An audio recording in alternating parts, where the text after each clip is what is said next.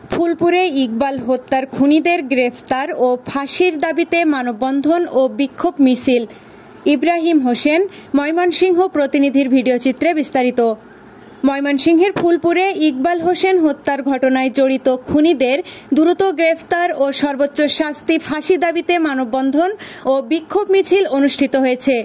বৃহস্পতিবার 23 অক্টোবর সকাল 11টার দিকে ফুলপুর বাস স্ট্যান্ড গোলচত্বর মোড়ে নিহত ইকবাল হোসেনের এলাকার মানুষ ও ফুলপুরের সর্বস্তরের জনগণের উপস্থিতিতে এ মানববন্ধন ও বিক্ষোভ মিছিল অনুষ্ঠিত হয়। উল্লেখ্য, গত 18 অক্টোবর রাত 8:30টার দিকে ফুলপুর উপজেলা 3 নং ভাইটকান্দি ইউনিয়নের রঘুরামপুর গ্রামে চাচির পরকীয়া সম্পর্কের বিষয়টি দেখে ফেলায় ইকবাল হোসেনকে পরিকল্পিতভাবে হত্যা করা হয়। ঘটনার দিন চাচি শেহলি বেগমের পরকীয়া প্রেমিক সাদ্দাম হোসেন, সহযোগী বাবু ওরফে রুদ্র, শফিকুল ইসলাম শাফি, মনিরুল ইসলাম ও জাহাঙ্গীর আলম মিলে ইকবাল হোসেনকে ধারালো অস্ত্র দিয়ে নৃশংসভাবে কুপিয়ে হত্যা করে। এ সময় ইকবালের চাচা রেজাউল করিম বাধা দিলে খুনিরা তাকেও হত্যার উদ্দেশ্যে আঘাত করে গুরুতর আহত করে। বর্তমানে তিনি ময়মনসিংহ মেডিকেল কলেজ হাসপাতালে চিকিৎসাধীন রয়েছেন। মানববন্ধনে বিভিন্ন শ্রেণী পেশার মানুষ স্বতঃস্ফূর্তভাবে অংশগ্রহণ করেন। এতে বক্তব্য রাখেন কবি হারুন আর রশিদ, নিহতের চাচা জাকির হোসেন ও আলামিন।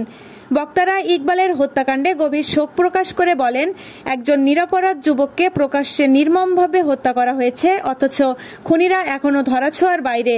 তারা নিহতের পরিবারের সদস্যদের নানাভাবে হুমকি দিচ্ছে। মানববন্ধনে অংশগ্রহণকারীরা অংশগ্রহণ করে জানান, মানববন্ধনে যোগ দিতে আসার পথে খুনিদের সহযোগীরা অতর্কিতভাবে হামলা চালায়। এতে কবি হারুন আর রশিদ সহ কয়েকজন আহত হয়। বক্তারা প্রশাসনের প্রতি আহ্বান জানিয়ে বলেন, দ্রুত সময়ের মধ্যে খুনি সাদ্দাম হোসেন সহ এ হত্যাকাণ্ডে জড়িত সবাইকে গ্রেফতার করে দৃষ্টান্তমূলক শাস্তি নিশ্চিত করতে হবে। তারা আরও বলেন, ঘটনার 4 দিন পেরিয়ে গেলেও এখনো পর্যন্ত কোনো আসামিকে গ্রেফতার করা হয়নি।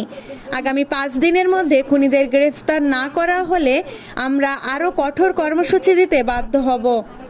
পরে ফুলপুর থানার ভারপ্রাপ্ত কর্মকর্তা ওসি আব্দুল হাদি দ্রুত সময়ের মধ্যে আসামিদের গ্রেফতারের আশ্বাস দিলে মানববন্ধনকারীরা কর্মসূচি সমাপ্ত ঘোষণা করেন।